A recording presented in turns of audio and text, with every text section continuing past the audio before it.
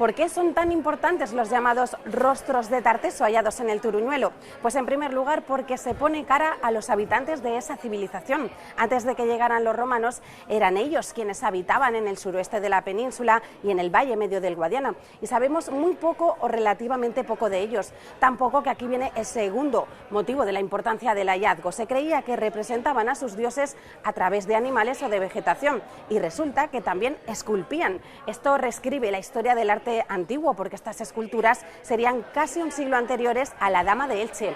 Es la noticia arqueológica del año, ha dado la vuelta al mundo y ha ocurrido aquí, en Extremadura.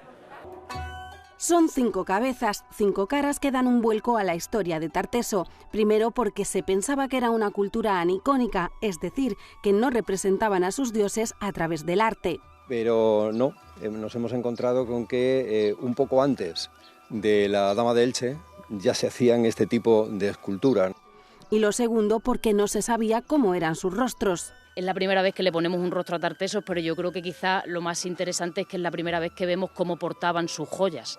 Es la primera vez que vemos estas arracadas o la diadema que lleva otro de los fragmentos y que apareció igual en el Tesoro de Aliseda, pues ahora sabemos cómo ellos la llevaban. Ahora sabemos que las cadenas de los pendientes servían para sujetar su peso. Esta otra cara es de un soldado, esta parte del casco y este tirabuzón de niño. Puede tratar posiblemente de un rito de paso, es decir, un guerrero que pasa de joven a guerrero. Están recién sacadas del horno y aquí puesto no se han hecho todavía analíticas, ¿no? Pero sí hemos visto restos de, por ejemplo, de color rojo. Podrían aparecer también los cuerpos, pero de momento los arqueólogos se centran solo en estudiar las cabezas que han aparecido. Esta, por ejemplo, ya tiene nombre, la llaman la Moreneta porque se quemó en el incendio que originaron los habitantes del edificio cuando lo cerraron. Una de las noticias más importantes del año. Una referencia en la arqueología de todo el Mediterráneo. El análisis de la piedra nos dirá si es de una cantera local o importada. Han aparecido también una nueva habitación, esta nueva puerta, madera y esteras con restos vegetales. Lo increíble y lo insólito de este hallazgo ha sacudido al mundo de la arqueología, de la historia del arte y ha dejado una resaca emocional en toda Extremadura. Pero, ¿y los arqueólogos del Turuñuelo? ¿Qué sintieron? ¿Cómo fue el momento? ¿Qué día? ¿Qué hora era? Así nos han relatado cómo vivieron el hallazgo. La primera que salió es una que se ve solo el ojo. Si empezamos a mediados de febrero, pues a finales de febrero salió. Y sí, muy temprano, estaba casi amaneciendo. Pedro dijo que podría ser una garra de un león. Y ya lo oriento perfectamente y digo, vale, un ojo, una nariz. Me doy la vuelta, voy corriendo a Guiomar y digo, Guiomar, estoy viendo algo muy raro. Yo no sé si es esto o me lo estoy imaginando. Y digo, un ojo, una nariz y ya, la boca. ¡Guiomar! Y ya Esther también súper emocionada, con los pelos de punta, temblando casi. Mi compañero Pedro bajó diciéndome, es que no te lo vas a creer, es que es imposible que te lo imagines, porque es que no hemos visto nunca nada igual en la península, en el suroeste. Bueno, esta pobre como fue apareciendo por pequeños fragmentos. ¿Y por qué esa específicamente estaba quemada y las otras no? Por el lugar del hallazgo. El edificio se incendió al final cuando se comienza ese ritual que realizan antes de amortizarlo y rellenarlo de tierra, y ella justamente estaba en uno de estos focos de quemado. Salió lo que es el escalón de pizarra y tal, y estaba con mi compañero Pedro. Yo allí limpiando el derrumbe y plop, o sea, es que fue darle con el paletín y salta, en plan, estaba como una niña chica. Bueno, el primer trozo metí un pedazo de grito, ¡ay! Una nariz, ¡ay! El labio. Y es que estaba tan bien colocadita. Hay días buenos, hay días malos, cuesta a veces, otros pues vienes ilusionado. Y hay días que, como este, o estos, que fue tremendo. ¿Y qué pasa ahora con los rostros de Tarteso? ¿Se quedan en el Turuñuelo? ¿Se van a Madrid? ¿Qué va a pasar con ellos?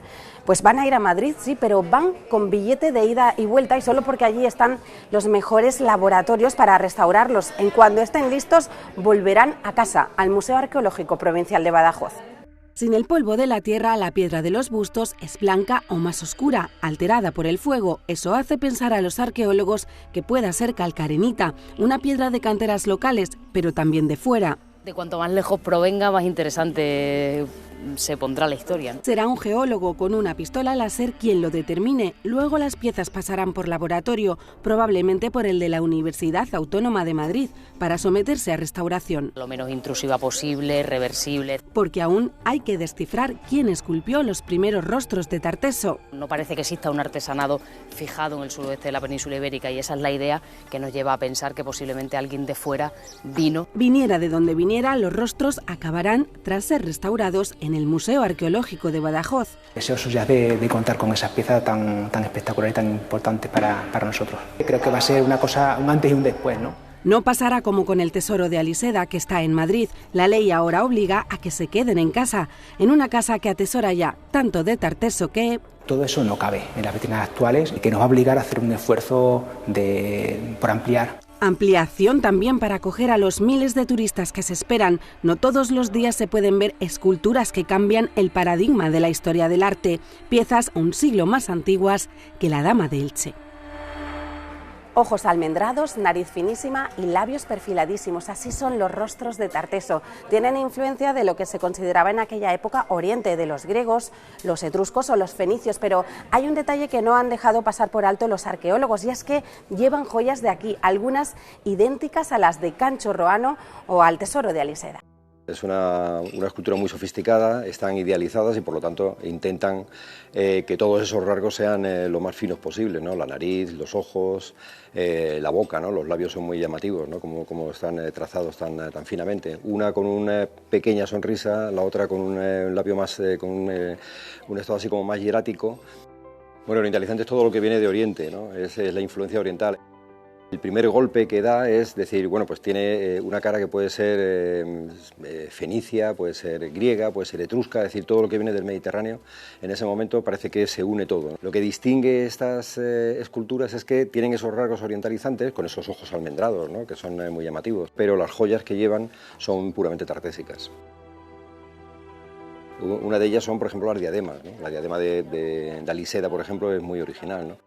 Siempre se ha publicado como el collar de Aliseda, ¿no? Entonces parece que no, que pertenece también a una diadema como parece que se ve en esta escultura.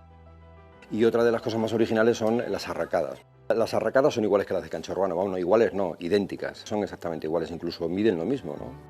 Por las dimensiones de la cara, ¿cuánto podría medir el cuerpo? Prácticamente tamaño natural, es un poquito más pequeño del tamaño natural, ¿no? Pero hemos calculado que podría tener como 1,40. Como aquí en el Turuñuelo apareció un muerto entero, además, ¿no? Que medía 1,76, que es una altura que a nosotros nos ha sorprendido, ¿no? Porque es una altura bastante considerable para la época, que siempre pensamos que eran más bajitos y seguramente que lo eran, ¿no? Por otros cementerios que se han hecho análisis.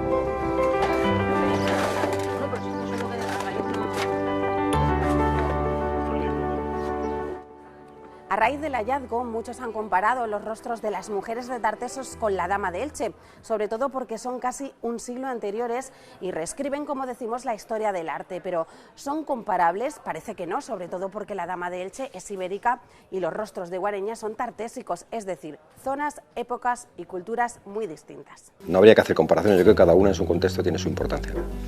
Tiene su importancia y luego la diferencia un siglo antes. Sí, o medio siglo como poco, ¿no? O sea que sí, hay una distancia en el tiempo. Son dos esculturas de la época prerromana. Huelga la comparación, ¿no? Porque la Dama de Elche es de la cultura ibérica, tienen otros cánones de belleza. La especie de corona o diadema o tocado que llevan las del Turuñuelo no tienen nada que ver con el velo y la diadema de la Dama de Elche. Las caras de aquí son muy orientalizantes.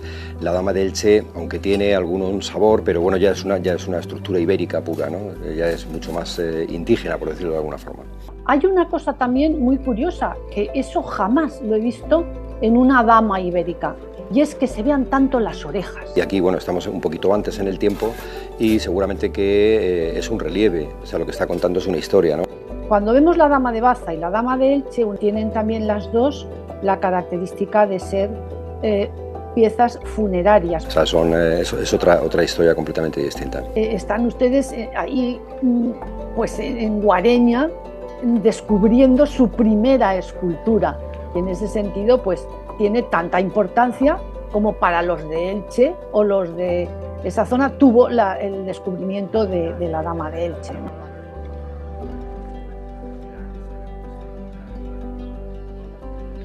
Tras pasar por Madrid, los rostros de Tarteso volverán por ley a casa, al Museo Arqueológico de Badajoz, pero hace años, antes de que las autonomías tuvieran competencias de cultura, todo lo hallado en Extremadura se lo quedaba el Estado. Eso pasó con el tesoro de Aliseda, el de Berzocana o con el gigante extremeño. Entre los tesoros más peculiares, el esqueleto del gigante de Puebla de Alcocer, los restos de Agustín Luengo Capilla, el segundo hombre más alto de España, con 2 metros 35 centímetros de altura, sigue expuesto en el Museo Antropológico de Madrid. Hasta el museo de su pueblo natal han llegado varias réplicas y en breve llegará el bastón original. Murió con solo 26 años en 1875. Ya entonces donó su cuerpo al estudio científico.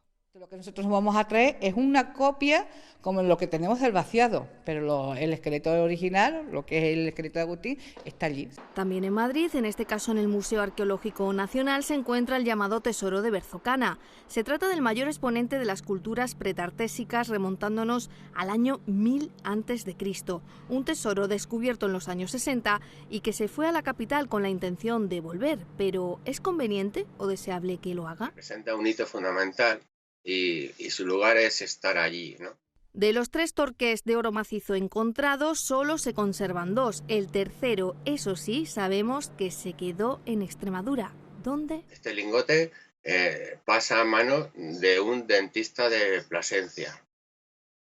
Y bueno, el resto yo creo que ya no lo podemos imaginar, ¿no? Y más de un siglo hace ya que se encontró el tesoro de Aliseda, también en el Museo Arqueológico de Madrid, desde 1921. Creemos que en Madrid tiene muchísima más visibilidad, se nos da a conocer mucho más y nosotros lo que estamos reclamando en la actualidad es que se siga excavando. Todos ellos han supuesto un hito en distintos ámbitos de la historia de nuestra región, pero también de nuestro país y del mundo, y que ahora cobran mucha más importancia con este nuevo hallazgo en el Turuñuelo.